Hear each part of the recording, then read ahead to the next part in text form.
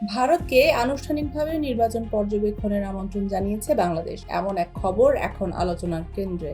আগামী 12 ফেব্রুয়ারি অনুষ্ঠিতব্য ত্রয়োদশ জাতীয় সংসদ নির্বাচন এবং একই দিনে আয়োজন করা জুলাই জাতীয় সনদ বিষয়ক গণভোট পর্যবেক্ষণের জন্যই এই আমন্ত্রণ জানানো হয়েছে। তবে বিষয়টি এখনো পর্যন্ত নয়াদিল্লির পক্ষ থেকে কোনো আনুষ্ঠানিক প্রতিক্রিয়া পাওয়া যায়নি। অন্তর্বর্তী সরকার সূত্রে জানা গেছে, শুধু ভারত নয়, এবারের নির্বাচন পর্যবেক্ষণে অংশ নিতে আগ্রহ দেখিয়েছে বিশ্বের বিভিন্ন দেশ ও আন্তর্জাতিক সংস্থা। ইতোমধ্যে প্রায় 330 জন আন্তর্জাতিক পর্যবেক্ষক তাদের অংশগ্রহণ নিশ্চিত করেছেন। এই তালিকায় রয়েছে 6টি আন্তর্জাতিক সংস্থা, 16টি দেশ এবং একাধিক বৈশ্বিক প্রতিষ্ঠানের প্রতিনিধি।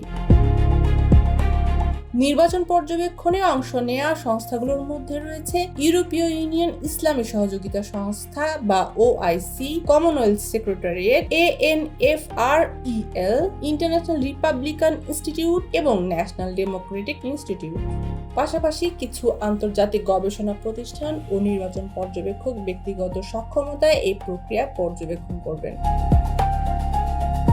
অন্তর্বর্তী সরকারের প্রধান উপদেষ্টা ডক্টর মোহাম্মদ ইউনূসের কার্যালয় জানিয়েছে, 2024 সালের 7 জানুয়ারির নির্বাচনের তুলনায় এবারের আন্তর্জাতিক পর্যবেক্ষকের সংখ্যা দ্বিগুণেরও বেশি। সরকারের মতে এটি একটি স্বচ্ছ ও অংশগ্রহণমূলক নির্বাচন আয়োজনের প্রস্তুতিরই প্রতিফলন।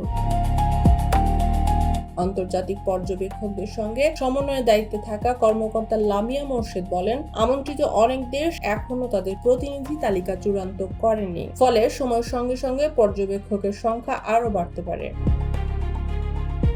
ভারতের পাশাপাশি Nepal, Australia, Canada, France, Brazil, মিশর, কুয়েত, মরক্কো ও নাইজেরিয়ার মতো দেশগুলোকেও নির্বাচন পর্যবেক্ষণের আমন্ত্রণ জানানো হয়েছে।